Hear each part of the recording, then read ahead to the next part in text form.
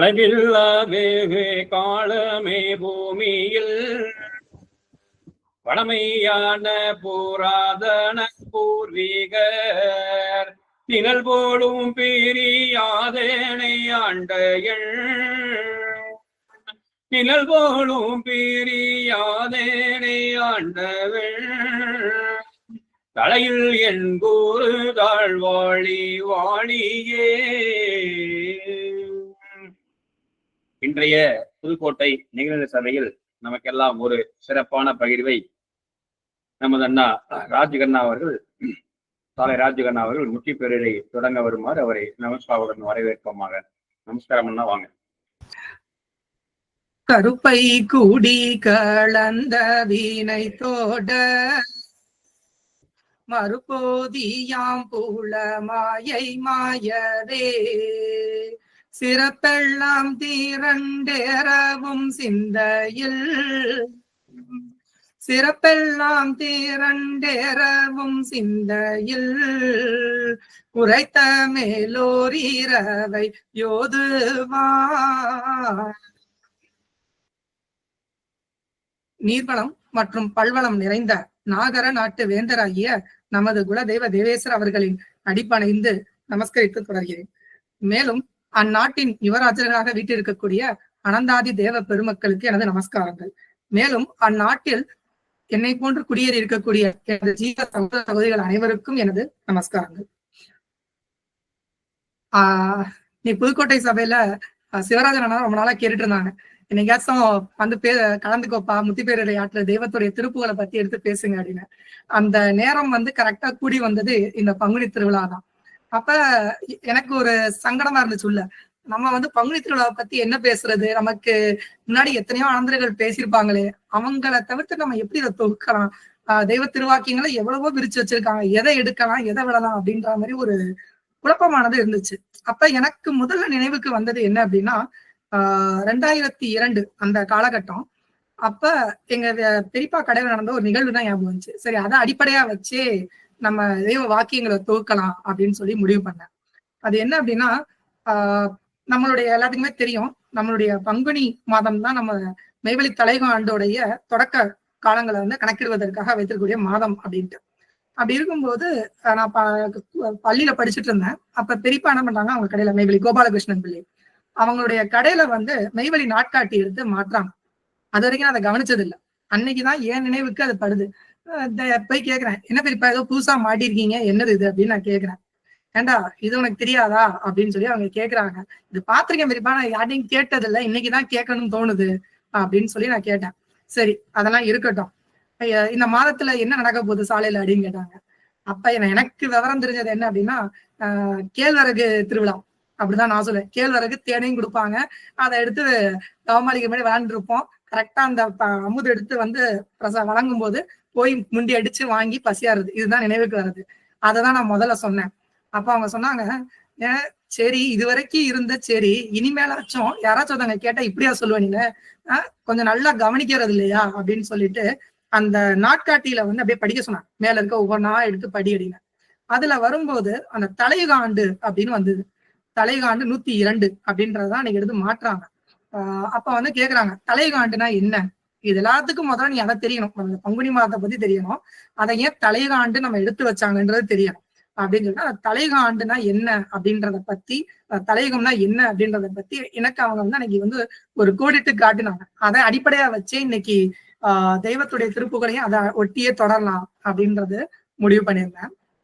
அப்ப இந்த தலையுகத்தை பத்தி நமக்கு தெரியணும் அப்படின்னா, நமக்கு வந்து 4 யுகங்களை பத்தி தெரியணும். என்னென்ன யுகங்கள் இருக்குதுங்க? கிரேதாயுகம், திரேதாயுகம், துவாபரயுகம், அதற்கப்புறம் கலியுகம். துவாபரயுகம் முடிந்துதான் கலியுகமானது பிறக்க போகுது. அந்த காலகட்டத்துல நடக்கக்கூடிய ஒரு நிகழ்வு இது. என்ன அப்படின்னா, தேவ முனிவர்கள் எல்லாருமே வானலோகத்துக்கு போயிட்டு வராங்க. அங்க வந்து வேள்வி யாகம் எல்லாம் மிக சிறப்பாக நடைபெறுது. அப்படியே அவங்க என்ன பண்றாங்க, பூலோகத்துக்கு இறங்கி வராங்க. இறங்கி வந்து பார்த்தா மக்கள் கிட்ட வந்து அந்த யாகங்களை செய்வதற்கான வலிமையோ அறிவோ ஞானமோ எதுவுமே இல்லாம இருக்கு. இதை பார்த்த அந்த முனிவர்களுக்கெல்லாம் ஒரே சங்கடம். என்னடா இது, இத்தனை நாண்டுகளாக இந்த பரத கண்டத்துல இவ்வளவு சிறப்பாக இருந்த அந்த மெய்ஞானமானது இப்ப வரக்கூடிய மக்கள் கிட்ட பார்த்தா ரொம்ப குறைந்து கொண்டே வருது. இதற்கு என்ன செய்வது என்று தெரியாம அவங்க முழிக்கிறாங்க. அப்ப வேதவியாச பகவான் அவங்க கிட்ட போறாங்க. இதற்கு அவங்க கிட்ட ஒரு தீர்வு இருக்கான்னு கேட்போம் அப்படின்னு சொல்லி எல்லோரும் அவங்களுடைய ஆசிரமத்துக்கு எழுந்தருளி அவங்கள வணங்கி கேக்குறாங்க. அதாவது என்ன கேக்குறாங்க அப்படின்னா, மேலோகத்துல அதாவது சொர்க்கலோகம் என்று சொல்லக்கூடிய இடத்துல எல்லா வேள்வி யாகம் எல்லாம் சிறப்பா நடைபெறுது. ஆனா இந்த பூலோகத்துல அதற்கான சாத்தியக்கூறுகளே இல்லாம இருக்கே. இப்படியே போச்சுன்னா இந்த மெய்ஞானமானது வளராம போயிடுமோ, மக்கள் இறைவனை அடையவே முடியாம போயிடுமோ அப்படின்னு சொல்லி ரொம்ப கலக்கமுற்றவர்களாக அவர்களிடம் கேக்குறாங்க. அப்ப வேதவியாச பகவான் கேக்குறாங்க, சரி வேள்வி எதுக்கு வளர்க்கணும் அப்படின்னு கேக்குறாங்க. உடனே முனிவர்கள் எல்லாருமே வேகமா பதில் சொல்றாங்க, இறைவனின் அருளை பெறுவதற்காக வேள்விகளை நடத்துறோம் அப்படின்னு சொல்றாங்க.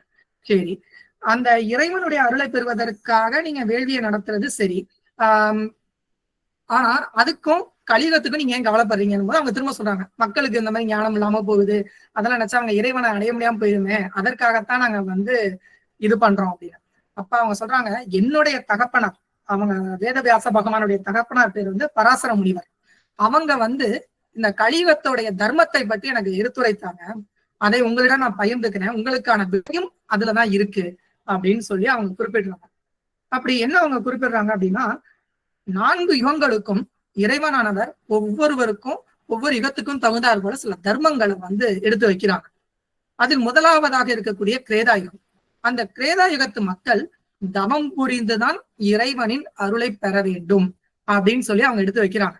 இரண்டாவதாக வரக்கூடிய திரேதாயுகத்து மக்கள் எப்படி பண்றாங்க அப்படின்னா, யாகம் வளர்ப்பதின்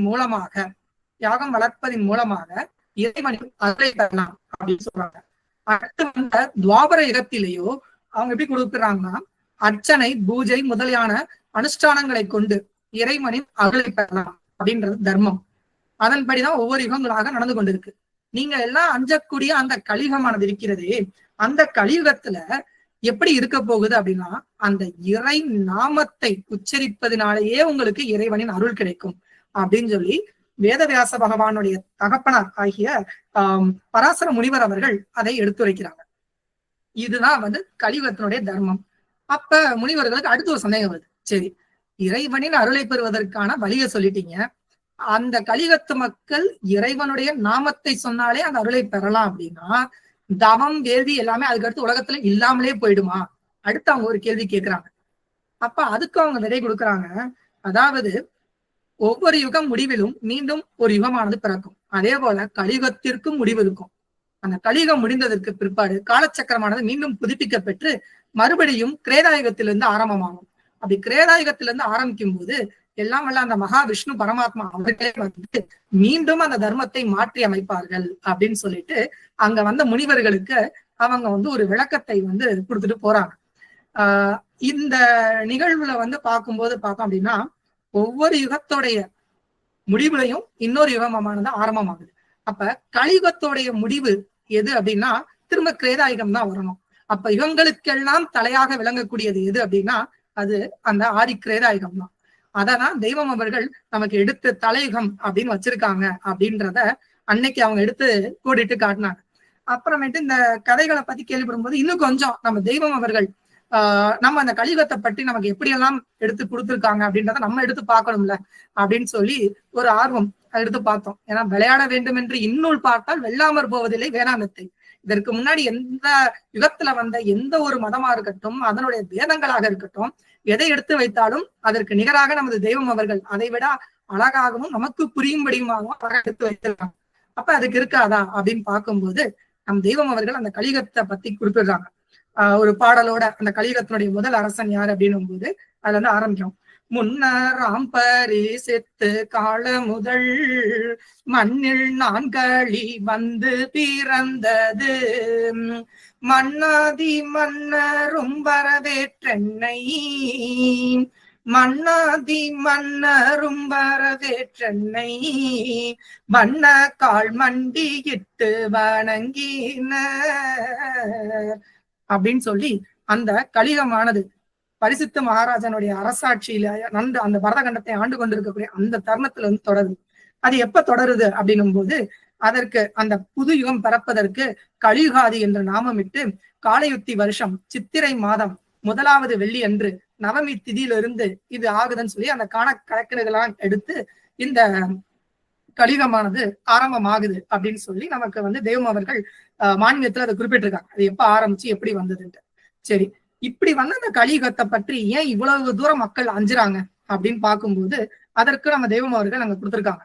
எப்படி அப்படின்னா, இந்த இந்திய தாய்நாடு எப்பேற்பட்ட உன்னதமுடைய பூமி அப்படின்னா, உலகத்தில் இருக்கக்கூடிய மற்ற எந்த தேசங்களை காட்டிலும் அளவுக்கு அதிகமாக பாரவான்கள் தொடர்ந்து இந்த நாட்டுல, இந்த தாய் திருநாட்டில் அவதரித்து அந்த தீபாதி பலம் என்னைக்குமே குறையாத அளவுக்கு, என்றும் சீரோங்கி இருக்கக்கூடிய அளவுக்கு அவர்கள் பார்த்து கொண்டார்கள். அப்பேற்பட்ட புண்ணிய பூமியாக இந்த இந்திய தாய்நாடு இருக்குது. அப்படி இருக்கக்கூடிய இந்த காலகட்டத்துல அதற்கு அப்படியே மேற்கு பாகத்தில் இருக்கக்கூடிய மக்கள் எப்படி ஆயிட்டாங்க அப்படின்னா, பஞ்சேந்திரிய லோகாய கொள்கைகளால பீடிக்கப்பட்டு நாத்திக கொள்கை தலைவிரித்து ஆட ஆரம்பித்தவர்களாக அங்க ஆயிட்டாங்க. இங்க தவம் அதோடைய அந்த செயலால மெய்ஞானமானது குற்றாக பார்த்து கொண்டிருக்காங்க பாரவான்கள் தோன்றி. இதற்கு மேற்கத்திய பகுதிகள்லாம் எப்படி ஆகுது அப்படின்னா, அவர்கள் வந்து அந்த கலியனுடைய செயல்கள்ல தலையிட்டு இறைவன் கிடையாது அப்படின்னு சொல்லக்கூடிய அந்த நாத்திக கொள்கைகள்ல ரொம்ப ஊறி போயிருக்காங்க. அப்படி அந்த நாத்திக கொள்கையானது கொஞ்சம் கொஞ்சமாக இந்த உலகம் எங்கும் பரவி கடைசியில நமது இந்திய தாய்நாட்டின் கண்ணும் அது நுழைவுற்றுச்சு. சரி, இப்படி வந்த ஒரு நாத்திக கொள்கைகளை தடுத்து நிறுத்த முடியாதா அப்படின்னா, இதற்கு முன்னாடி வந்த அந்த கிரேதாயுகமாக இருக்கட்டும், திரேதாயுகமாக இருக்கட்டும், துவாபரயுகமாக இருக்கட்டும், அங்க இருக்கக்கூடிய மன்னர்கள் எல்லாருமே ஒரு மெய்ஞானிகளை அண்டி அவர்களுடைய உதவியை கொண்டிருந்ததுனால இந்த நாத்திக கொள்கைகள் தலை தூக்க முடியாம அவர்கள் பார்த்து கொண்டார்கள். ஆனா இந்த கலியுகத்துல இருக்கக்கூடிய அந்த ஆட்சி பண்ணி கொண்டிருந்த அந்த அரசர்களுக்கு அந்த வீரமோ அதற்கான துணையோ இல்லாம போனதுனால அவர்களும் அந்த நாத்திக கொள்கைகளுக்கு எதிராக போரிட முடியாமல் அவர்களும் கட்டுப்படுத்த முடியாம விட்டுட்டாங்க. சரி, இது ஒரு பக்கம் இருக்க, இந்த மெய்ஞானத்தை குன்றாமல் பார்த்துக்கணும்ல, அதற்கு வந்து மத போதகர்கள் அப்படின்னு சொல்லி ஒருத்தங்க இருப்பாங்க. அவங்க அதை பார்த்துக்கிட்டாங்களா அப்படின்னு பார்த்தா அவங்களும் கிடையாது. அவங்க தங்களுடைய வயிற்று வளர்ப்பதற்காகவும் தங்களுடைய புகழ்ச்சிக்காகவுமே நேரத்தை செலவழித்துக் கொண்டிருந்த காரணத்தினால அவர்களாலும் இந்த மெய்யை வந்து காப்பாற்ற முடியாமல் போயிட்டுச்சு. இந்த இருவரும் வழி தவறி போனதுனால மக்களிடத்துல இருக்கக்கூடிய அந்த மஞ்சமா பாதகமாக அந்த செயல்களும் நாளுக்கு நாள் வளர்ந்து வளர்ந்து ராஜ துரோகம், குரு துரோகம், மதவெறி, போர், வாய்ஞானம், பெரியோரை துடித்தல் போன்ற அதர்ம செயல்கள்ல அவர்களும் தொடர்ந்து தலையிட்டு கொண்டே வரக்கூடிய ஒரு நிலைக்கு சென்று விட்டார்கள். இப்படி அவர்கள் வந்த மெய்ஞானிகளை புறக்கணித்து விட்டார்களே, அது எப்படி அப்படின்னு பார்த்தோம்னா, அதற்கு உதாரணம் சொல்லணும் அப்படின்னா நமக்கு வந்து எவ்வளவோ மெய்ஞானி மகத்துக்களுக்கு நடந்திருக்கு. இப்ப உதாரணமா பாடணும் அப்படின்னா, தானியல் தீர்க்கதரிசி அவர்கள் வந்த காலமா இருக்கட்டும், மூசா நபி மோசஸ் அவர்கள் வந்த காலமாகட்டும், ஈசா நபி இயேசுநாதராக இருக்கட்டும், இப்படி முகமது நபி அவர்களாகட்டும், 4ஆம் வேதரசாகி முகமது நபி ஆகட்டும், இவங்க எல்லோருக்கும் சொல்லணும்னா இடர்களையும் துயரத்தையும் தான் கொடுத்தாங்களே ஒழிய அவர்களுக்கு செவி மடுப்பதற்கான செவிகள் மிக மிக கம்மியா தான் இருந்துச்சு. அப்படிப்பட்ட ஒரு மூர்க்கமான ஒரு யுகமாக தான் இந்த கலியுகமானது இருந்து கொண்டு வந்தது. அப்படி அந்த நாத்திக கொள்கை அது ஏன் வந்து நம்ம ரொம்ப அச்சப்பாடு கொண்டு எல்லாரும் அதை எதிர்க்கணும் அப்படின்றது ஒரு கட்டத்துல இருந்தது அப்படின்னா, எந்த காலத்தில் உதித்த எந்த ஒரு மதமாக இருக்கட்டும் அதுல அடிப்படை கொள்கைகள் 6 இருக்கும். அத வந்து ஈமான் 6 அப்படின்னு கூட நம்ம சொல்லுவாங்க. கடவுள் ஒருவர் உண்டென்பதும், அவனுடைய சிபாரிசுக்குரிய தீர்க்கதரிசிமார்கள் உண்டென்பதும், அடியார்களாகிய தேவர்கள் உண்டென்பதும், வேதம் உண்டென்பதும், மரணம் உண்டென்பதும், அவரவர்கள் செய்த நன்மை தீமைகளுக்கு தக்கபடி தீர்ப்பளிக்க பெறுகின்ற தீர்ப்பு நாள் உண்டென்பதும். இது 6 தான் ஒரு அடிப்படையான ஒரு நம்பிக்கை, எந்த காலத்துல தோன்றிய எந்த ஒரு மதமாக இருக்கட்டும். இந்த 6 அடிப்படை கொள்கைகளையும் எதிர்ப்பதுதான் நாத்திகம்.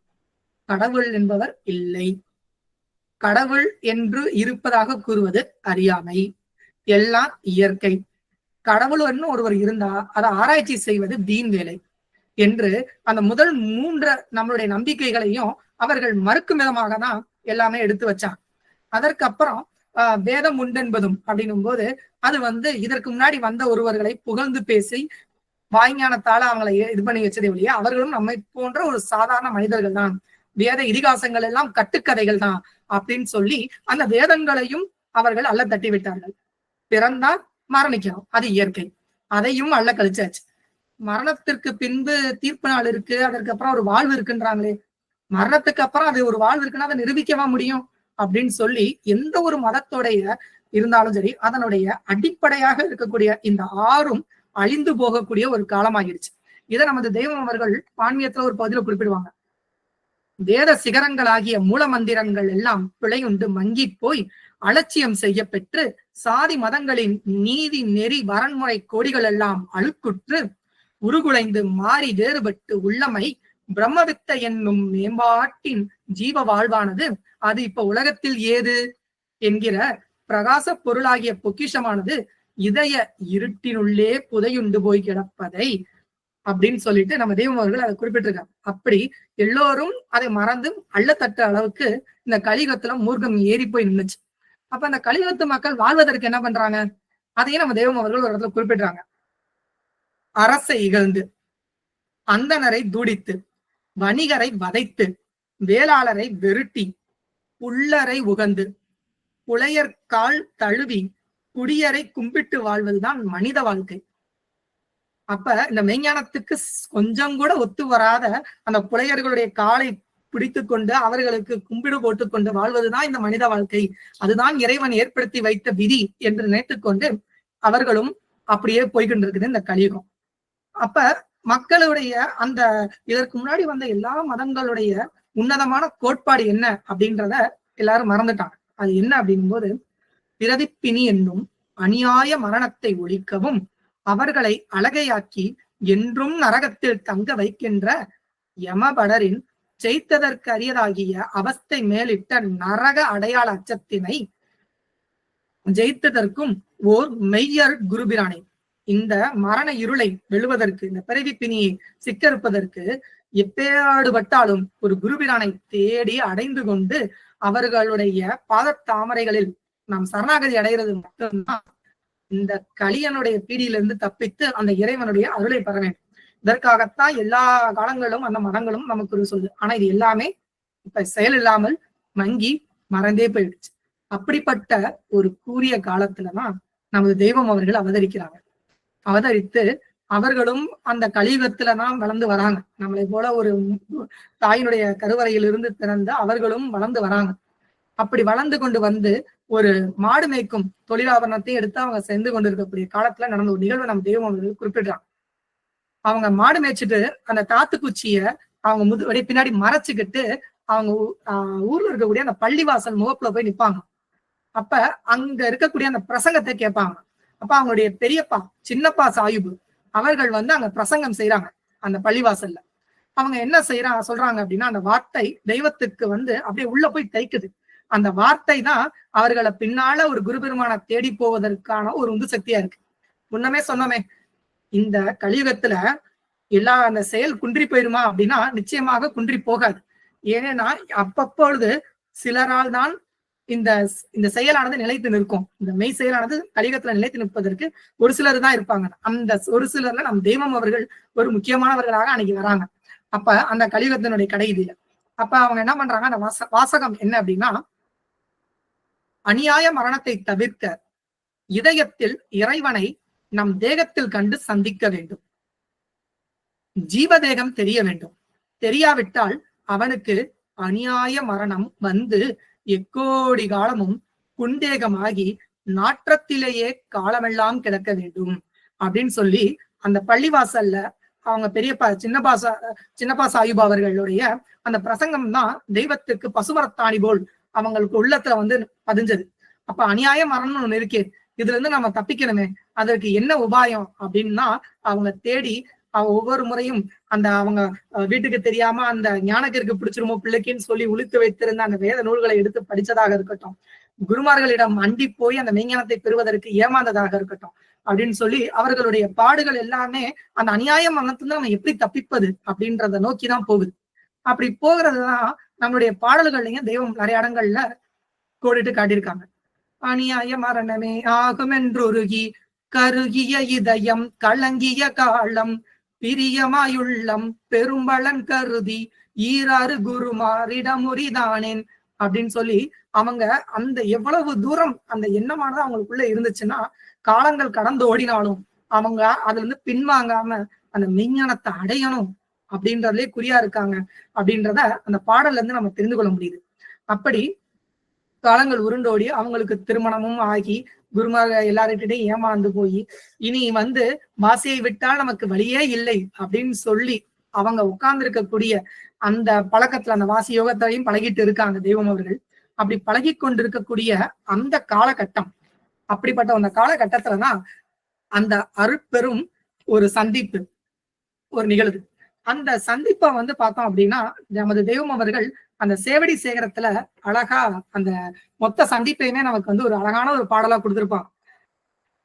விண்டன் மாதவ தொண்டர் கடன் ஜீவ பண்டிதரன் குருநாதரை கண்டேன் தென்றிசையின் கையிலாசனை அண்டி ஆண்டு ஆண்டுபதேசம் 12 ஆண்டு நீண்டபின் ஆனதாண்டவம் திங்களூர் தனி நீகைய சீதனம் எங்கே என்றோதிட அந்த செய்தி புதியதென்றாவிட இருந்திருவை மொழி அறியாது குளறலும் வருகும் கிருபை என் மீது பெருகளும். அப்ப அன்னைக்கு அவங்க குருபெருமான் முன்னாடி அவங்க வாசியோகம் சரிதானா அப்படின்னு சொல்லி எல்லாம் எடுத்து காட்டுறாங்க. மான்மிய பகுதியில அதை பற்றி விளக்கமா நம்ம தெய்வம் அவர்கள் அங்க குறிப்பிட்டிருப்பாங்க. அந்த பகுதியில இருக்க அந்த அடுத்தவங்க கேட்ட அந்த கேள்வி, அந்த ஜீவவள நாட்டுல ரோஸ்மிதா கூடிய காலத்துல நீ வாங்கி வந்த அந்த அமானிதமாகிய அந்த சீதன பொருள் எங்கே, உன்னுள் எங்கே அப்படின்னு கேட்கும்போது இந்த கேள்விதான் நமது தெய்வம் அவர்களை ஒரு திக்குமுக்காட வைத்து இவர்கள் உண்மையான மெய்ஞானியர் தான் அப்படின்றத நம்பும்படியாக இருந்து அதற்கு அப்புறம் தான் அவங்க அவங்கள குருபெருமான ஏற்று அந்த எனக்கு இந்த மெய்ஞானத்தை நீங்க அருள வேண்டும் அப்படின்னு சொல்லி அவங்க மண்டிட்டு கேக்குறாங்க. அப்ப அண்ணல் சீதன மின்னதின்னதென்றே அடுத்தடுத்தே உபதேசம் பின்ன அடுத்தடுத்தே சாட்சி வேதம் ஈண்டு மாண்ட பிறவியின் நீண்ட கருங்கடல் தாண்டி அக்கறை ஆண்ட நாயகா. அப்ப எனக்கு முத இது சொல்லணும்னு நினைச்சது, அதாவது நம்மளுடைய மாமாக்கள் கிட்ட நாங்க முத சிறு பிள்ளையில நாங்கெல்லாம் அப்படி பேசுவோம் ஒரு வாக்கியங்களை எங்கேயாச்சும் எடுத்து சொல்லும் போது. அப்ப அவங்க என்ன சொல்லுவாங்க அப்படின்னா, நீ எந்த ஒரு வாக்கியத்தை எடுத்து நீ சொல்றதாக இருந்தாலும் அதற்கு வேதம் உனக்கு சாட்சியாக நிற்கும். சும்மா எதையோ வெளியில இருக்குன்றதுக்காக எடுத்துட்டு பேசக்கூடாது. நீ எதை எடுத்து இந்த மெய்ஞானிகள் நிறைந்த சபை நம்மளுடைய சபை அப்பேற்பட்ட சபையில ஒரு வார்த்தையை நம்ம உபயோகிக்கிறோம் அப்படின்னா அதற்கு வேதம் சாட்சி சொல்லும். அப்படின்னா நம்மள தெய்வம் எங்களை பழக்கிறாங்க, நாங்களும் உங்களை அப்படிதான் பழக்கிறோம் அப்படின்னு. அப்ப அன்னைக்கு தெய்வம் அவர்களுக்கு உபதேசம் கொடுத்து அதற்கு சாட்சியாக அடுத்தடுத்து தெய்வம் பாட்டை அவர்கள் அந்த வேதங்களை தான் எடுத்து காட்டுறாங்க அப்படின்றத இதை குறிப்பிட்டு மேற்கோளிட்டு காட்டி எங்களுக்கு அன்னைக்கு அதை அவங்க அன்னைக்கு தெரிவித்தார்கள்.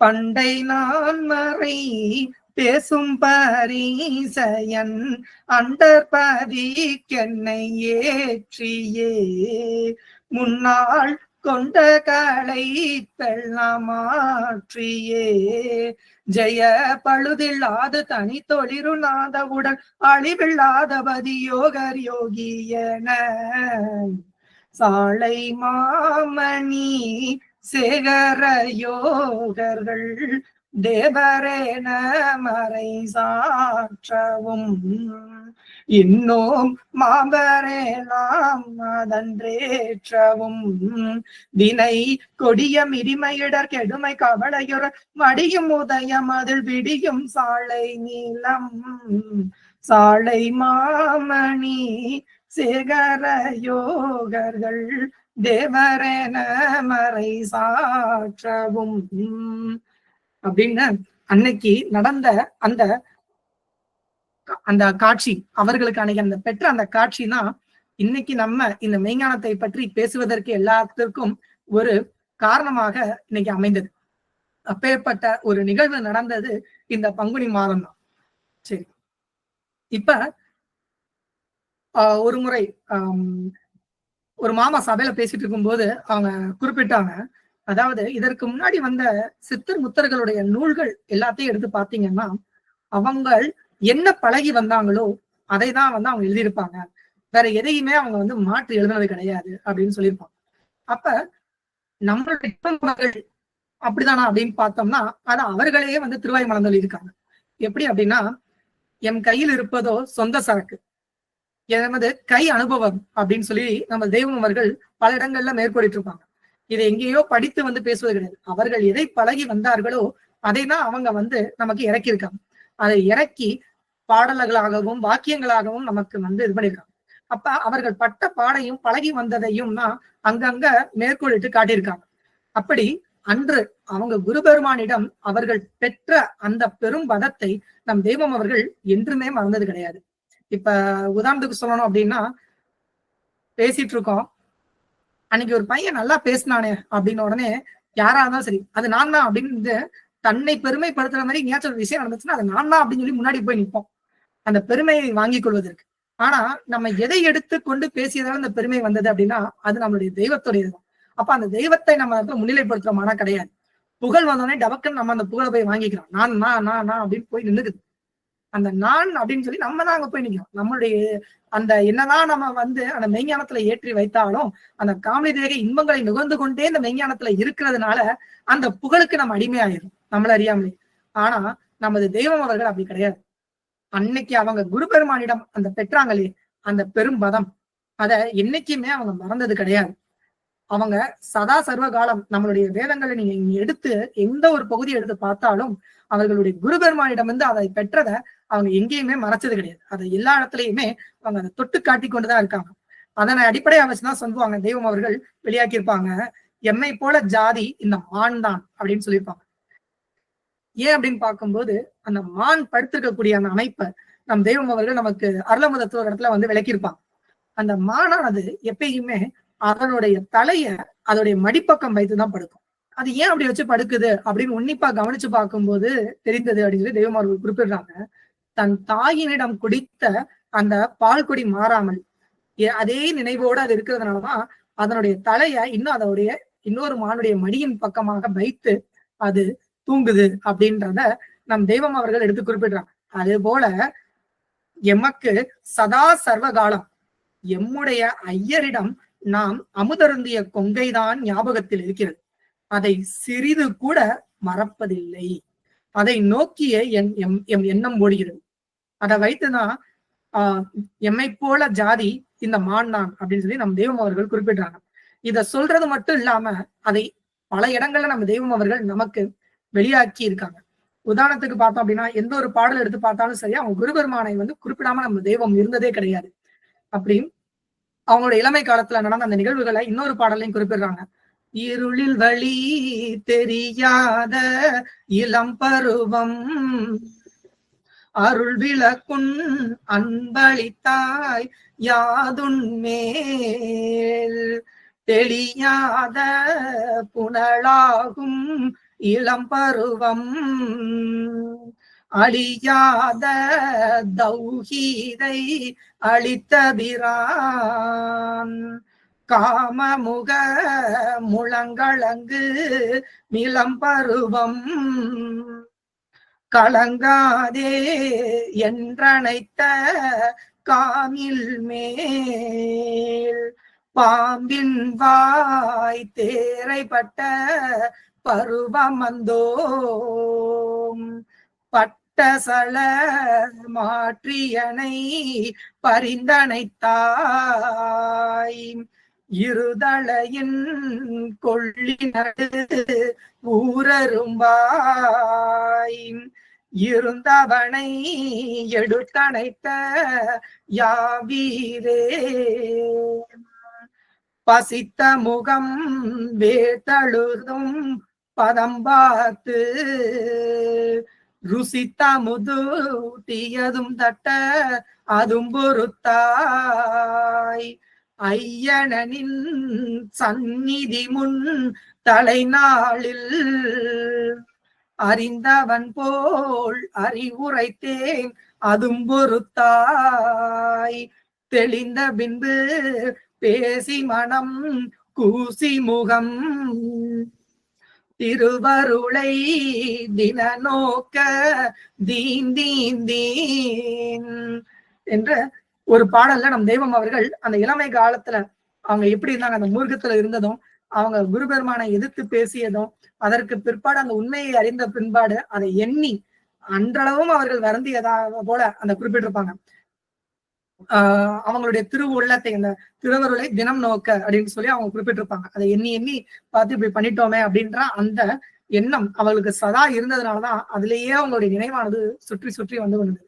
அதே போல இன்னொரு பாடல்லையும் தில்லைய முதன கெடுத்தூட்டி நீ தித்தித்த நாள் முதலாய் புள்ளும் பூமிதனில் உள்ள உணவு ருசிக்க ருசிக்கதில்லை போதையாள் இங்குள்ளோத மறந்துன் பின்னாலேயே தொடர்ந்தேன் பொற்கிண்ணத்தின் பார்க்கஞ்சாவும் கலந்தந்த போதை என்றே தெளிந்தேன்.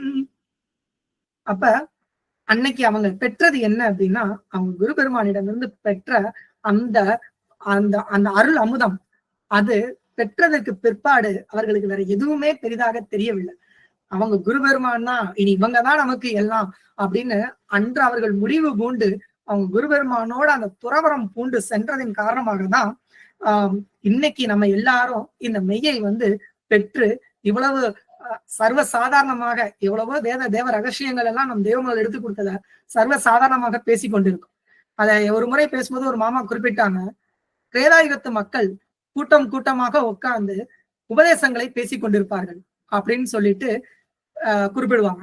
இன்னைக்கு நம்ம என்ன பண்றோம் அப்படின்னா, அவங்களுடைய பெற்றதை அவர்களுடைய திருவாக்கை நாம் கேட்பதுவே உபதேசம், நாம் கூற நீ கேட்க அதுவே உபதேசம் அப்படின்னு சொல்லி உத்தரவாயிருக்கு. அப்ப அவங்களுடைய திருவாக்கியங்களை எடுத்து நம்ம குடும்பமாக உட்கார்ந்து பேசி கொண்டிருக்கோமே, அப்ப இது கிரேதாயுகம் இல்லாம எந்த யுகம், அந்த தலையகமாக பிறப்பித்து வைத்தார்களே அப்படின்னு சொல்லி நாம் அதை சிந்தித்து பார்க்கக்கூடிய ஒரு தருணமாக இருக்குது. அது மட்டும் இல்லாம நம்ம முன்னமே சொன்னோமே, ஒவ்வொரு யுகத்துக்கும் ஒரு தர்மம் இருக்கு அப்படின்னு. அதுல கிரேதாயுகத்து மக்களுடைய தர்மம் என்ன அப்படின்னா தவம். எது தவம் அப்படின்னும் போது நம் தெய்வம் அவர்களுடைய வாக்கியத்தை கொண்டுதான் அதையும் நம்ம பார்க்க முடியுது. இதுக்கு முன்னாடி தவம் அப்படின்னம்னா ஒரு காட்டுக்குள்ள போய் கண்ணை மூடிக்கொண்டு அப்படியே ஒரு இடத்துல உட்காந்துட்டோம்னா போதும் அப்படின்னு நினைப்போம், இதுதான் தவமா அப்படின்னு. ஆனா அது கிடையாது அப்படின்றத நம் தெய்வம் அவர்கள் நமக்காக நமக்கு புரியும்படியாக எடுத்து வைத்து நம்மளை பழக்கிறாங்க. தன் என்ற ஜீவ குகையாகிய ஆலயத்திற்குள் கூட்டிக் கொண்டு போய் அங்கு குடியேற்றி வைக்கின்ற ஒரு தெய்வ ஆசானின் நோக்கிற்கு இணங்கி நடத்தலே தன்னை அறிந்து தவம் செய்தல் ஆகும். அவர்களுடைய நோக்கிற்கு இணங்கி நடத்தலே தவம் செய்தல் ஆகும். எவ்வளவு அழகா கொண்டு வந்துட்டாங்க நமக்கு. அப்படி நம் தெய்வம் அவர்கள் நமக்கு எடுத்து வைத்த அந்த வழிமுறைகளை அதுவே நமக்கு தவமாக மாறிவிடுது. வீசநாளிகை தவம் நமக்கு ரொம்ப சுலபமாக எடுத்து வைத்திருக்காங்க. அதற்கப்புறம் இரவு 10 மணில இருந்து 12 மணி வரைக்கும் அந்த நேரங்கள்ல வேத வாக்கியங்களை எடுத்து நம்ம படித்துக் கொண்டு 6 மணி வணக்கத்தை முடித்து அந்த பார்க்கும்போது அந்த தவபலனை இன்னும் இரட்டிப்பாக உமக்கு நாங்கள் தருகிறோம் அப்படின்னு சொல்லிட்டு அந்த தவங்க பலனை நமக்கு தெய்வம் எடுத்து இனாமாக தரக்கூடிய அளவுக்கு அதை மாற்றி வைத்திருக்காங்க. அப்ப அந்த கிரேதாயுகத்துடைய தர்மமானது மீண்டும் புதுப்பிக்க பெற்றது அப்படின்னு நமக்கு தெரிய வருது. அடுத்து 2வது யுகமாக இருக்கக்கூடிய கிரேதாயுகத்துக்கு அடுத்து இருக்கக்கூடிய 2வது யுகம் திரேதாயுகம். திரேதாயுகத்து மக்களுடைய தர்மம் என்ன அப்படின்னா அது யாகம். யாகம்னா என்ன அப்படின்னா அதையும் நம் தெய்வம் அவர்கள் குறிப்பிடுறாங்க. யாகம் என்பது ஆசானிடத்தில் பத்தினித்தனம். அந்த முத்தி மலையாகிய தவ அக்கினியில் உனது அங்க குலங்களை அர்ப்பணித்தல், அதில் உன் பாவ உயிர் உடலை கருக்கி புது நித்திய உயிர் உடலை பெறுதல், அதுதான் யாகம் என்று நம் தெய்வம் அவர்கள் எடுத்து வைத்திருக்காங்க. அடுத்து 3வது யுகமா வருது என்னதுன்னா கிரேதாயுகம், திரேதாயுகம், அடுத்து துவாபரயுகம். துவாபரயுகத்துடைய தர்மம் என்ன அப்படின்னா பூஜை அர்ச்சனை. இதன் மூலமாக இறைவனின் அருளை பெறலாம். அப்ப அந்த அர்ச்சனை பூஜை எல்லாம் சொல்றாங்களே அது என்ன அப்படின்னு பார்க்கும்போது மாசற்ற மனத்துடன் மலர்களை கொண்டு ஈசனை, அந்த மாசற்ற மலர்களை கொண்டு ஈசனுக்கு பூஜை செய்வதே அர்ச்சனை அப்படின்னு கொடுத்திருப்பாங்க. அப்ப இது என்ன வெளியில இருக்கக்கூடிய பூக்களையா குறிப்பிடுறாங்க அப்படின்னா வெளியில இருக்கிறதே கிடையாது. அது பாமாலை. அதை குறிப்பிடும் போது நம்ம திருச்சி மலைக்கோட்டையில இருக்கக்கூடிய அந்த தட்சிணாமூர்த்தி அவர்களுடைய சிலை ஒண்ணு இருக்கு, போய் பாருங்கன்னு சொல்லி தேவம் அவர்கள் உத்தரவு கொடுத்திருப்பாங்க வாக்கியங்கள்ல. அது என்னன்னா, தன் கையில இருக்கக்கூடிய புஷ்பத்தை எடுத்து அவங்க தலையிலேயே போடுவதை போன்ற அந்த சிலை வடிவமானது இருக்கும் அப்படின்னு. அது என்ன அப்படின்னா, தெய்வம் அவர்கள் இறக்கி அருளிய அந்த தோத்திர பாடல்களை அவர்களுக்கே நாம் திரும்ப தோத்திரம் செய்து பூஜித்து அர்ச்சனை செய்கிறவன். அப்ப இதுதானே உண்மையானது. நம்ம பார்க்கக்கூடிய வெளியில இருக்கக்கூடிய மாலையா அப்படின்னு பார்த்தா கிடையாது. அந்த மாலையை தான் அன்று பூஜித்து அதன் மூலமாக தான் இறைவனின் அருளை பெற முடியும். அப்ப திரேதாயுகம், துவாபர யுகம், இந்த 3 யுகத்துடைய தர்மங்களும் இன்னைக்கு செயல்ல இருக்கக்கூடியது நம்மளுடைய எல்லை தான். அது செயல் இறங்கி கொண்டிருப்பதும் நம்மளுடைய இதுதான். சரி, கடைசி யுகமா இருக்கக்கூடியது கலியுகம். ஏன்னா கலியுகத்துக்கு நம்மளை பொறுத்த வரைக்கும் கலியுகமானது மீண்டும் திரேதாயுகமானது வந்தது. இந்த எல்லையில தெய்வ திருவாக்கியங்கள் புரளக்கூடிய இந்த தருணத்துல மட்டும்தான் நம்ம இருக்கோம். இதை விட்டுட்டு அப்படி இந்த சபையை அண்ணா முடிச்ச உடனே இந்த கூகுள் மீட்டை க்ளோஸ் பண்ண உடனேயே விட்ட தொந்தரவெல்லாம் பிடிச்சுக்கணும் நம்மள திரும்ப. அடுத்து இந்த வேலை அந்த வேலைன்னு சொல்லிட்டு நம்ம வெளிப்பாடு திரும்ப கலியுகத்துலதான் போய் புரள போறோம். அப்படி அந்த கலியுகத்துல இருக்கக்கூடிய நமக்கு எது நமக்கு இறைவன் அருளை பெறுவதற்கு சுலபமான தர்மமா வச்சிருக்காங்கன்னா நாம கீர்த்தனை. அப்ப சதா சர்வ காலமும் நீ பாடல் படிக்கிறனாலும் சரி, உனக்கு படிக்க தெரியலனாலும் பரவாயில்ல, இது படிக்க தெரியலனாலும் பரவாயில்ல, குருநாதா குருநாதா என்று சொல்லி கொண்டு அது நீ அறியாமலேயே உன்னை அந்த தவ நிலைக்கு ஏற்றிடு. அப்ப பாருங்க, இந்த நாம கீர்த்தனைன்னு சொல்லக்கூடியதையும் நம் தெய்வம் அவர்கள் நமக்கு அவ்வளவு அழகா எடுத்து கொடுத்துட்டாங்க. இதுதான் இதையாச்சும் பண்ண போதும் அப்படின்ற மாதிரி. இன்னும் எத்தனையோ நம்மளுடைய நன்மனத்தினராக இருக்கட்டும், இதெல்லாமே நம்ம கேள்விப்பட்டிருக்கோம். அவங்களுடைய அடக்கங்கள் எல்லாத்தையுமே படிக்க தெரியாது, மூலமந்திரம் சொல்ல தெரியாது ஒழுங்கா, ஆனா இவங்கதான் தெய்வம் தெய்வம் தெய்வம் தெய்வம் இதுதான் அவங்களுக்கு தெரியும் அப்படின்னு.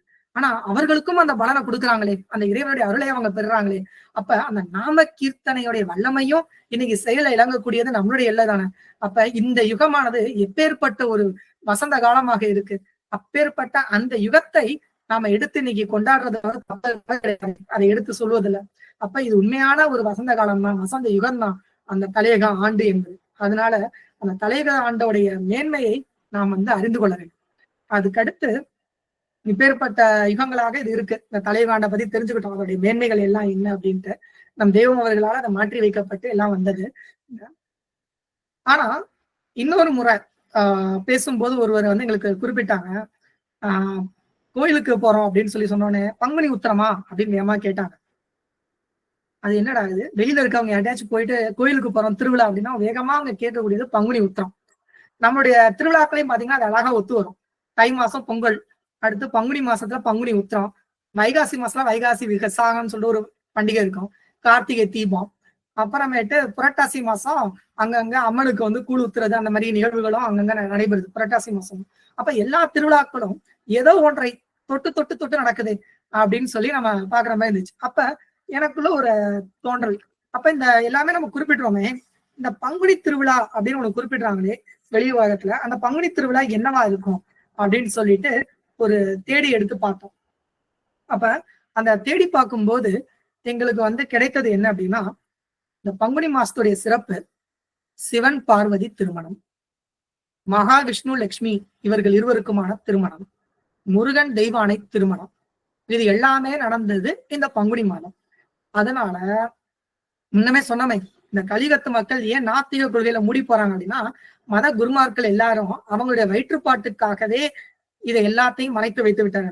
அப்படி என்ன மாத்திட்டாங்க, இந்த மாதிரி தேவர் முனிவர் இறைவனுக்கெல்லாம் திருமணம் ஆனந்த மாதம் இந்த பங்குனி மாதம், அதனால உனக்கு திருமண தோஷம் இருந்துச்சுன்னா விரதம் இது, அது பண்ணு இது பண்ணு, உனக்கு திருமண தோஷம் நீங்கிரும் அப்படின்னு சொல்லி வெளியில அதை பிரசித்தியா சொல்லிக்கிட்டு இருக்காங்க.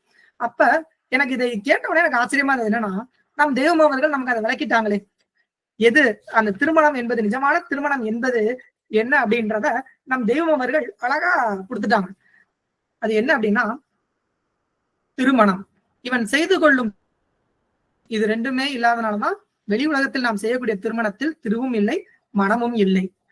திருவும் மனமும் கலந்த அழியாத சுகந்தம் வீசும் ஒரு பெரு வாழ்க்கை, அதுவே திருவாகிய அழகுடையது, அழியாதது, அதுவே என்றென்றும் தேவ மனம் வீசும் சுகந்தமுடையது.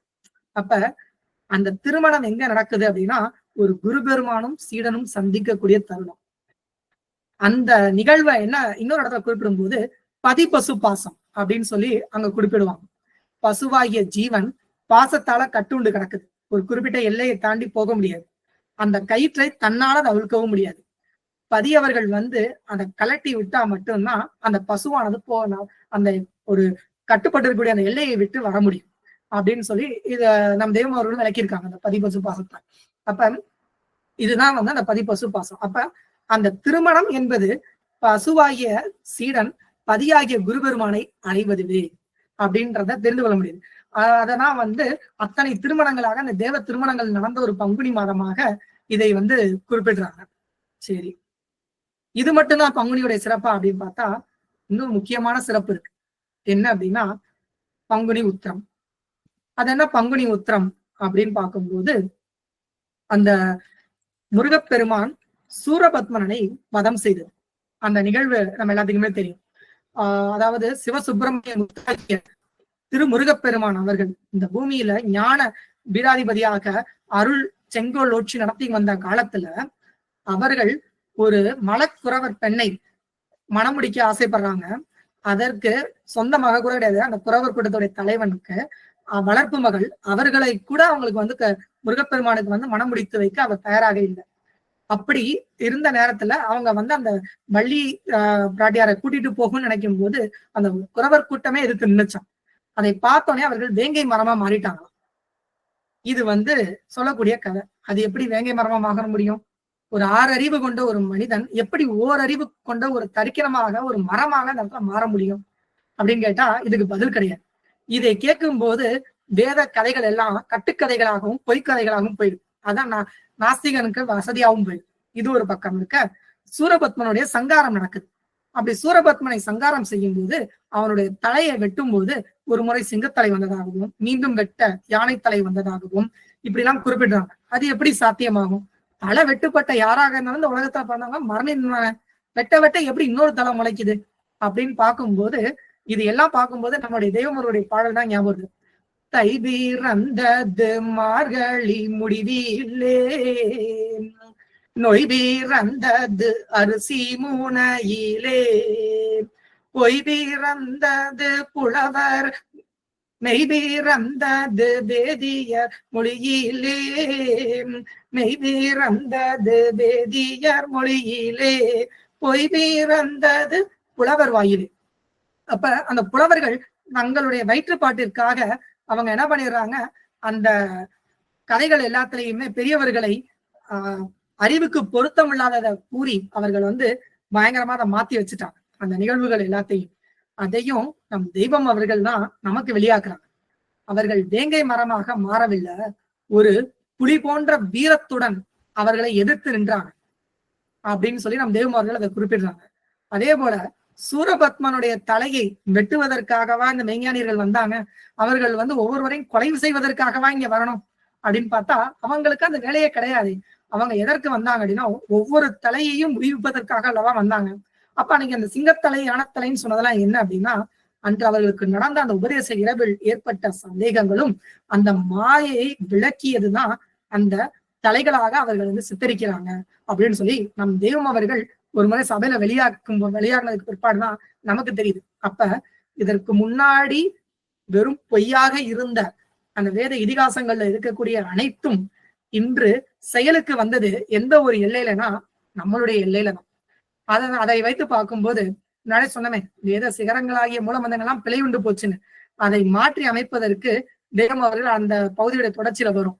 இந்த புதிகம் பிறப்பிட்டு அதை மாற்றி வைத்தது மணிக்கோடிகளாகிய யாவற்றினாலோ எனும் சமணசுகளாக விரும்பும் இருப்பினரை விருப்பம் தந்து இழுத்து ஜீவ சீவேச பிரம்ம வித்தையின் பிறவா நெறி பிரகாச வீடேற்றும் தேடாகிய யதார்த்த சுகவாழ்வு பற்றி சுத்த சமரச சமத்துவ வைப்பின் கதி மோட்சாதி லாக்கில் ஆற்றி வைப்பதற்காக வேண்டியே நம் தெய்வம் அவர்கள் அவதரித்து அந்த செயலையும் இன்று சிறப்பாக செய்து கொண்டிருக்காங்க. இதுல ஒரே ஒரு பகுதியை மட்டும் சொல்லி அதை நிறைவு செய்யலான்னு இருக்கேன். அதாவது என்ன அப்படின்னா உலகத்துல நம்ம பாக்குறோம் ஒரு அரசியல் தலைவராக இருக்கட்டும், ஒரு கட்சி ஆரம்பிச்சு ஒரு நாட்டை ஒரு 5 ஆண்டுகளோ 2 ஆண்டுகளோ ஆட்சி செய்த ஒருவரே அவருடைய காலத்திற்கு பின்பாடு அவருடைய பிறந்த நாளை வெகு விமர்சையாக கொண்டாடுவதும் அதை உலகத் தலைவர்களாக மாற்றி வைத்து எவ்வளவோ சிறப்புகளோட இருக்கான் கொண்டாடி கொண்டிருக்காங்க. ஆனா நமது தெய்வ தேவேசர் அவர்களோ ஒரு யுகத்தையே முடிவுக்கு கொண்டு வந்து மீண்டும் ஒரு புது யுகத்தை பிறப்பித்து வைத்து யாராலையும் வெல்ல முடியாத அந்த கலி ஆட்சியை முறியடித்து ஒரு தலையுகத்துடைய ஒரு ஆட்சியை ஏற்படுத்தி வைத்திருக்காங்கன்னா அது எப்பேற்பட்டும் பெருஞ்செயலாக இருக்கும். அப்பப்பட்ட அவர்களுடைய பிறந்த நாளை நம்ம கொண்டாட வேண்டாமா? அதுவும் அந்த பிறந்த நாள் எப்படிப்பட்ட பிறந்த நாள் அப்படின்னா சந்தோஷமான பிறந்த நாள். இதே வந்து நம்ம தாயினுடைய கருவறையில இருந்து பிறக்கும் போது அது சந்தோஷமான பிறந்த நாளான்னு கேட்டா கிடையாது. தெய்வம் ஒரு வாக்கியத்தை கூட குறிப்பிட்டிருப்பாங்க. தாய் ஒரு பக்கம் பிரசவ வேதனை துடிச்சுக்கிட்டு இருப்பா, இங்க வந்து கணவன் மாவன் என்ன நடக்குதுன்னு தெரியாம பதட்டத்துல இங்கிட்டு அங்கிட்டு சுத்திக்கிட்டு இருப்பான். அதே நேரத்துல பெற்றவர்களோ சாமியை கும்பிட்டுட்டு நல்லபடியா குழந்தை பிறக்கணும் அப்படின்னு சொல்லி எல்லாரும் ஒரு ஏக்கத்தோடையும் கவலையோடையும் இருந்த அளவா பிறந்தோம். அது சந்தோஷமான பிறந்த நாளா அப்படின்னா கிடையாது. சந்தோஷமான பிறந்த நாள் என்பது என்ன அப்படின்னா சந்தோஷமான மகிழ்ச்சிகரமான பிறந்த நாள் என்பது நீ மறுபிறப்பு பிறந்த நாள் தான். உன்னை பிராமணனாக ஆக்கிய நாள், உபதேசம் பெற்று மறு உலகத்தில் சஞ்சரிக்க துவங்கிய நாள், தூப தீப மங்கள ஆராதனையோடு இரட்டை பிறப்பாளனான நாள், அந்தணனாக பிறந்த நாள், மகிழ்ச்சிக்குரிய பிறந்த நாள் ஆகும். அப்படி அவங்களுடைய அந்த மகிழ்ச்சிக்குரிய அந்த பிறந்த நாளாகிய இந்த பிறவானாட் பிறப்பு திருநாளனா இன்று நாம் வந்து மிக விமர்சையாக ஒவ்வொரு வருடமும் நம்ம வந்து கொண்டாடி கொண்டிருக்கோம். அந்த அருட்பெரும் காட்சி நிகழ்ந்ததையும் அதை ஒட்டி நடந்தக்கூடிய நிகழ்வுகள். அதனால அனைவருக்கும் நமது பிறவானாட் பிறப்பு தெய்வத்துடைய பிறவானாட் பிறப்பு திருவிழாவுடைய வாழ்த்துக்களை முன்னாடியே நான் தெரிவித்துக் கொள்கிறேன் இந்த காணொளி வாயிலாக. மேலும் ஒரே ஒரு இது என்னன்னா கலிகத்துடைய தர்மம் என்னன்றதை நம்ம சொல்லியிருந்தோமே, அவங்களுடைய நாமத்தை வந்து உச்சரித்தாலே போதும் அப்படின்ட்டு. இத வந்து மேவழி புருஷோத்தனந்தர் மாமா அடிக்கடி ஒரு ஸ்டேட்மெண்ட் வந்து அடிக்கடி சொல்லுவாங்க பேசும்போதெல்லாம், நாத உபாசனையே மோட்ச மார்க்கம், இது கலியுக தர்மம். ஆனா அதை அப்படியே மாமா மாத்தி சொல்லுவாங்க ஓயாம, மார்க்க நாதோபாசனையே மோட்சம் நல்கும் என்பது தேவ ரகசியம். நம்ம தெய்வத்துடைய மார்க்கம் தான் நமக்கு மோட்சம் அழுகக்கூடியதா இருக்கு. அதனால எல்லோரும் அவங்களுடைய அந்த நாமத்தை சதா ஜெபித்து கொண்டு அந்த இறைவனின் அருளை பெற்று கொள்ளணும்னு சொல்லி கேட்டுக்கிறேன். சபையோர் அனைவருக்கும் நமஸ்காரம். அனைவருக்கும் நமஸ்காரம். இன்றைக்கு நம்முடைய ராஜ்கண்ணா அவர்கள் ஒரு சிறப்பான பகிர்வை நம்முடைய இன்னைக்கு பகிர்ந்து கொண்டால் என்று சொன்னால் அது மிகையாகாது.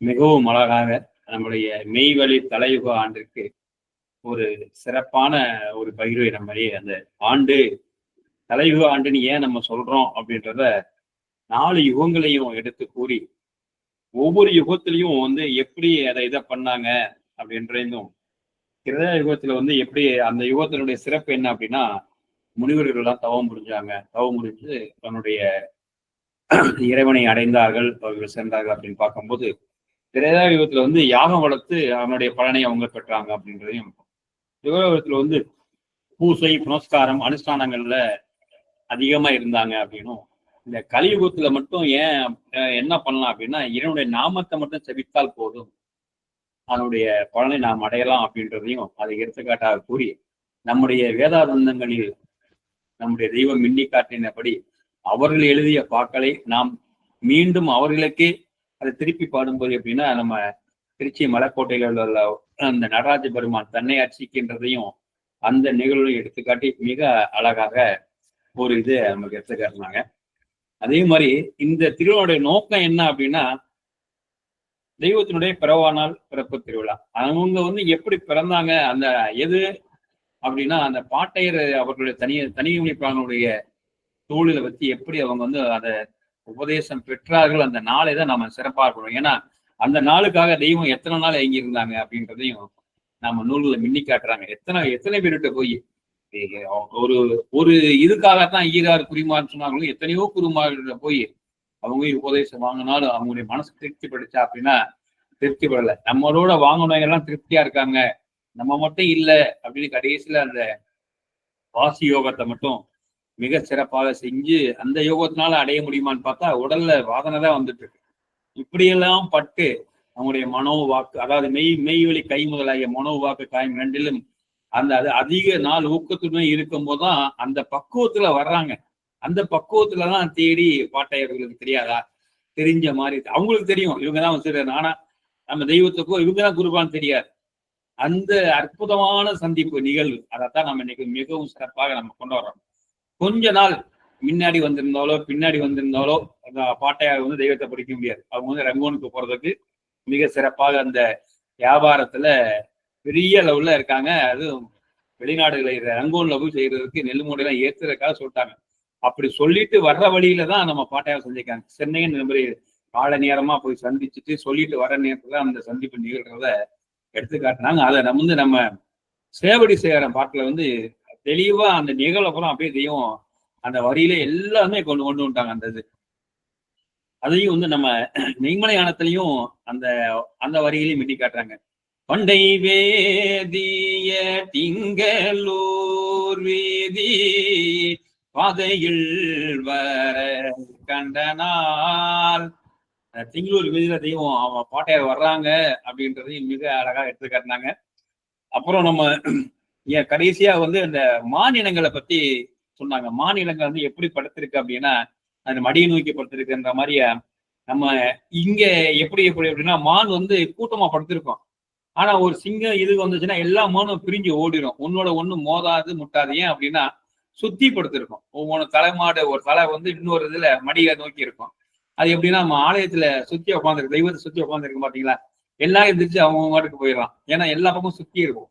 அந்த மாநிலங்கள் போல நாம இருக்கோன்றது நம்ம தெய்வ நூல் வழி மின்னி காட்டுறேன். அந்த மாதிரி இருக்கணும் அப்படின்றதான் தெய்வம் நமக்கு எடுத்து காட்டுறாங்கிறதையும் மிக அழகாக எடுத்து சொன்னாங்க. அதுக்கு அடுத்தபடியாக அந்த பசுபதி பாசத்தை சொல்லும் போது ரொம்ப அழகாக இருந்தது. அந்த பதி பசு பாசம் இந்த மூணுகளை தான் அந்த உலகமே கட்டி கிடக்கு. அந்த தெய்வம் தான் அந்த பழைய குருலி கதவு துடி அப்படின்னு சொல்றதுக்கு வந்து பழைய குரு தான் வந்து கதவை திறக்கணும் அப்படின்வாங்க. எந்த குரு? நம்ம விட்டதோர் கூரை, விட்டதோர் கூரை தொட்டதோர் கூரை விதிமதி என ரெண்டதில் அந்த விட்டவரை தொட்டும் கூட அப்ப தெய்வம் தான் வந்து நம்மளை வந்து காப்பாற்றணும் அப்படின்றதையும் அவருடைய அதாவது இந்த கடவுள் மறுப்பு கொள்கைய அழகா 6 பாயிண்ட்ல அந்த நம்பிக்கையை அது எப்படி அவங்க உடைக்கிறான்றதையும் மிக தெளிவா நம்முடைய அதை பயந்துக்கிட்டாங்க. நம்ம வந்து கடவுள் ஆதாரமா எப்படி கொண்டு வரோம்னா கடவுள் ஒரு உண்டு, அவர் இறக்கிய வந்து வேதங்கள் உண்டு, தீர்க்கதரிசிமார்கள் உண்டு, அடியார்கள் உண்டு, வேதம் உண்டு, மரணம் உண்டு, நன்மை தீர்ப்பு ஏறிய இந்த மாதிரி தீர்ப்பு நாள் உண்டு அப்படின்றோம். அது எப்படி கடவுள் மறுப்பை கொள்கையில வந்து மறக்கிறாங்க அப்படின்னு எடுத்துக்காட்டினார். கடவுள் இல்லவே இல்லை. தீர்க்கதரிசிமார்கள் முன்னாடி வாழ்ந்தவங்க, அடியார்களை வந்து அது பின்பற்றுவங்க. வேதம் என்பது வந்து ஒரு கட்டுக்கதை, மரணத்துக்கு பின்னாடி ஒரு வாழ்வு வந்து மிக சிக்கலானதா இருக்கு. இந்த மாதிரிலாம் அவங்க மறுக்கிறாங்க. ஆனா இப்ப உள்ளவங்க எப்படி மறுக்கல அப்படின்னு சொல்றதையும் இந்த கலியுகத்துல நம்ம என்ன பண்ணலாம் அப்படின்னா அந்த கிரேதாயுகத்துல எப்படி, நானும் கேள்விப்பட்டேன், கிரேதாயுகத்துல எப்படி ட்ரெஸ் பண்ணாங்களோ உடை, அந்த பஞ்சகட்சத்தை நம்ம தெய்வம் வந்து இந்த கலியுகத்துல நம்மளை எல்லோருக்கும் அந்த சீருடைய கொடுத்துருக்காங்க அப்படின்னு நம்ம நினைக்கும் போது ஒரு ரொம்ப அதிசயமா இருக்கு. கிரேதாயுகத்துல எப்படி இருந்தாங்க அப்படின்னா அந்த பஞ்சகட்சத்தோட தான் கட்டி இருந்தாங்க. அந்த உடையத்தான் நம்ம இந்த கலியுகத்துல இந்த ஒரே எல்லையில் தான் இந்த 4 யுகங்களும் கண்ட மெய்மை எங்கே விளங்குது அப்படின்னா இங்கதான் அப்படின்றதையும் மிக சிறப்பாக தான் நீ இன்னைக்கு எடுத்து காட்டினாங்க. இந்த மடமில்லா பெருவாழ்வை தன்னை அண்டிய பேருக்கெல்லாம் மரண வறுமையை போக்குகின்ற உலகத்திற்கு ஒரே இடம் இந்த மெய்வெளி சாலைதான் என்று கூறி இந்த முத்திப்பேரரை மிக சிறப்பாக வழங்கிய அண்ணா அவர்களுக்கு இந்த புதுக்கோட்டை நிகழ்நிலை சார்பில் நன்றி கலந்த நமஸ்காரத்தை தெரிவித்துக் கொண்டு அனைவருக்கும் நமஸ்காரம். நாம்